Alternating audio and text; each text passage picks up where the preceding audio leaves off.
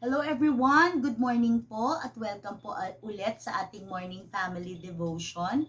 Today po we will talk about sufficient in Christ. So it's found in 1 Timothy chapter 6 verses 6 to 8. So let's open our Bibles and read together no po. 1 Timothy chapter 6 verses 6 to 8. And it says, "But godliness with contentment is great gain. For we brought nothing in this world, and it is certain we can carry nothing out. And having food and raiment, let us be therewith content." Amen. Napakaganda po nitong word na to, no? Na napakahalaga po na habang tayo po ay sumusunod sa Diyos at yung values and attitude natin ay maka-Diyos, no po, dapat po kasama din po yung spirit of contentment, no po. Sabi nga, great gain kapag ang tao ay merong satisfaction or contentment sa kanyang buhay habang siya ay namumuhay in godliness. Bakit po? Sabi dito, dahil meron tayo dapat nakapahayagan na tanggapin. Alam niyo po, wala po tayong pwedeng ipagmalaki na kahit ano sa mundong ito sapagkat tayo po ay pinanganak having nothing, and then tayo po ay babalik sa Panginoon o mamamatay tayo carrying nothing.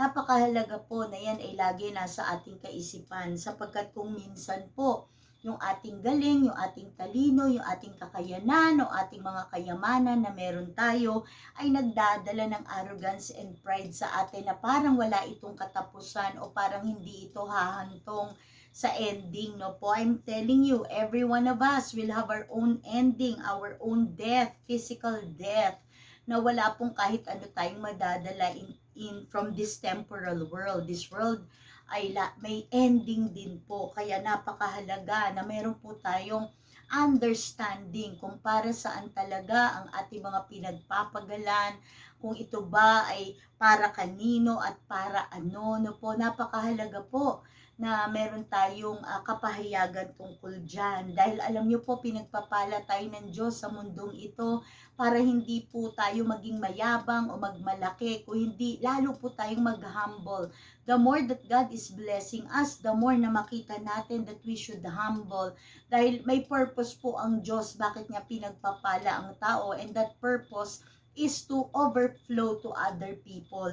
Napakarami pong paraan para mag-overflow, and number one po dyan is to serve God and to serve people. Alam niyo po, yung paglilingkod sa mga tao na hindi ka nag-e-expect ng kabayaran ay isang bagay, no po, kung saan nag-overflow ka with the blessings of God, you know. At alam niyo po, even in the ministry, napakadami pong dapat pagkagastusan, especially po pag tayo ay naglilingkod sa Diyos.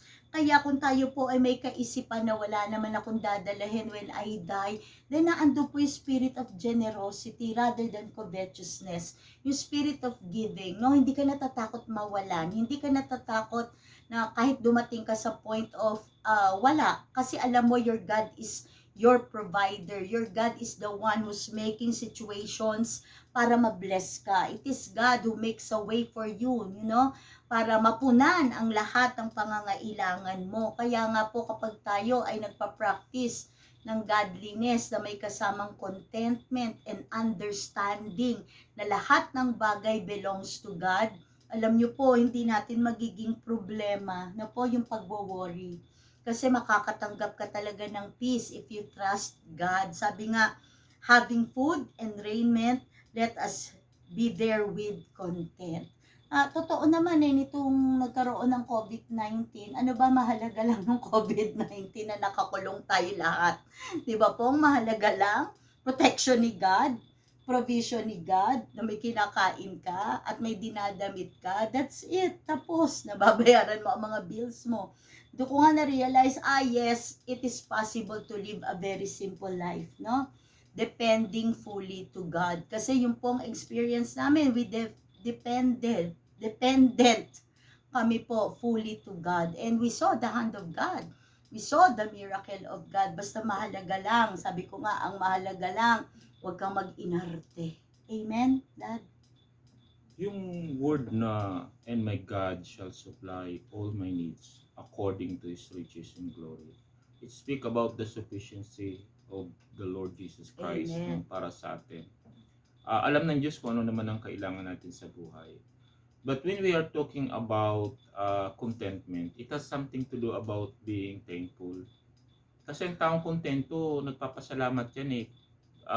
Yun nga sabi, may kinakain ka lang, may dinaramit ka lang, thankful ka. Yes. Pero sabihin natin, pwede kang bigyan ng Diyos ng sobra-sobra, thankful ka pa Right. din. That is also contentment. Amen. Ang tao namang reklamador, Kahit meron. hindi siya kontento kahit wala at kahit mayroon. Meron. So, hindi lang mo ito nagpapakita na yung talagang, minsan kasi yung iniisip ng iba, ay, kailangan mahirap lang tayo, ganito lang tayo para mapakita natin kontento tayo. No. But actually, contentment is not bounded doon sa Meron pagiging o wala. simple. Right. No? Ang contentment ay nandun sa heart natin na nagiging thankful tayo kahit konti. At nagiging thankful tayo kahit marami. Kasi yung mga tao namang hindi kontento kahit konti, lalong nagrereklamo yan. No? Kasi hindi sila kontento. At the more na marami, hindi pa rin sila kontento, magrereklamo pa din. So, iyon po yung nakikita ko doon. No? Kaya dapat makita natin na ang Panginoon ang nagsusustain sa atin. So, ang contentment ay nakabase sa pagtitiwala mo sa Sa goodness Diyos. ni God. Amen. Tsaka, yun yung condition ng heart natin. Mo, right. Ano? Kaya nga, dapat makita natin na ang Diyos talaga ang nagsusustain sa atin. In fact, sabi nga ng Lord, di ba? Seek ye first the kingdom of God and His righteousness, in all these things shall be added unto you. So, dapat ang kaisipan natin, hindi ako magkukulang. Ngayon, may mga pagkakataon, paano kung ito lang ngayon? Ngayon lang yan. Hindi ibig sabihin laging ganon. Tsaka di mo ba kaya magtiis? May kasama naman talaga sa pagtawag na sa atin ng Diyos yun eh. Paski tinuturuan niya tayo eh. Na magtiwala sa Kanya. Kasi pag may mga pagkakataon na kulang, di humingi sa Diyos. Tama. Diba? Pag sobra, ibig sabihin, mag-share tayo. Tsaka may mga pagkakataon na kailangan mo lang magtiis. Minsan, hindi naman talaga lahat binibigay ng Diyos eh. Dahil hindi naman lahat ay makakabuti sa atin. Tsaka tinuturuan din tayo ng Diyos naman ng palataya. Oo, tsaka hindi po. Mahalaga po na matuto tayo na magtiis. Kasi po, virtue po yan, na marunong kang maging simple, maging patient, magtiis. Virtue po lahat yan na tinuturo ng Diyos yan. Kasi yan po yung magdadala ng level up sa buhay natin at increase.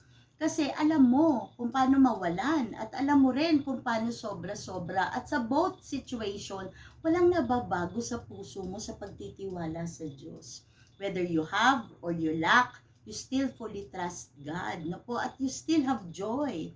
Marami po kasi pag wala, maiinit ang ulo, nagsasalita ng mga hindi magaganda. Alam niyo po, even sa panahon ng kawalan, hindi naman kailangan mag-ingay. Manalangin ka, magtiwala ka sa Diyos at makikita ng mga mata mo how God is moving mightily in your life, making miracles for you. Amen? So, tandaan po natin, hindi because we lack something, ano na po yun, sobrang bad na. No! God will give us ideas how to overcome situations para lalo nating makita ang kapangyarihan niya sa ating buhay. Isa-isip po natin, kung mayroon tayong Diyos kahit wala tayong pera, one thing for sure, magkakapera tayo. Kasi ipoprovide ng Lord eh. Amen. Kung mayroon kang pera, ibig sabihin ang hinahanap mo pera, wala kang Diyos. Mababaliwala din yun. Kasi hindi lang yung pera ang kailangan natin sa buhay, hindi lang yung mga physical need ang kailangan natin. We need yung ma-meet din yung ating mga spiritual need. Kaya nga yung contentment, inner yun eh. Hindi yun sa outside, hindi natin makikita yun sa finances, makikita natin yun doon sa attitude ng heart natin. And the money should be blessed by God. Tama, Aanihin niyo po na nagsisik kayo ng nagsisik sa money, hindi naman bless yung money. Tama. Isik niyo po yung blesser, who is God, no po? Na kahit maliit yung hawak mo, kayang palakihin ng Diyos, kayang pagyamanin ng Diyos, at magdala ng satisfaction sa buhay mo. Yun po ang mahalaga. It's the blessing of God. Kasi meron ding binanggit sa Bible, bless the food and the water. So, Amen. ibig sabihin, anything na hawak natin, mahalaga na binibless ng Lord. Amen. Bless the works of our hands, di ba? So, yun yung pinaka-importante doon. Kaya, ini-entrust natin lahat sa Lord. Amen. Amen? So, let's pray. Thank you, Lord, sa bawat salita na ibinigay mo sa amin. Turuan mo kami na maging thankful, maging kontento, Panginoon. Ano man ay pagkaloob mo, konti man o marami, o Diyos, may matutunan kami dito, Panginoon. Amen. Pag konti, magtiwala kami na ikaw magpo-provide, at kung dinagdagan mo at sobra-sobra, tinuturuan mo naman kami mag-share, magbigay, maging generous, Lord. Salamat sa mga katuruang ito, Panginoon. Salamat sa paggabay sa amin. Pinupuri ka namin sa pangalan mo, Jesus. Amen. Amen. There's no other satisfaction in this world but God alone. Napakahalaga po niya na ilagay natin sa puso natin at patuloy po tayong magtiwala sa lahat ng pangako ng Diyos sa buhay natin. At alam niyo po, napakahalaga po ng salitang contentment talaga. Di po ibig sabihin na maging simple-minded o maging lazy tayo. But contentment is having peace in your heart, whatever situation you may have, because you know God is with you and He is working mightily in your life. Amen. Amen. So God bless you everyone. We'll see you again tomorrow. Bye.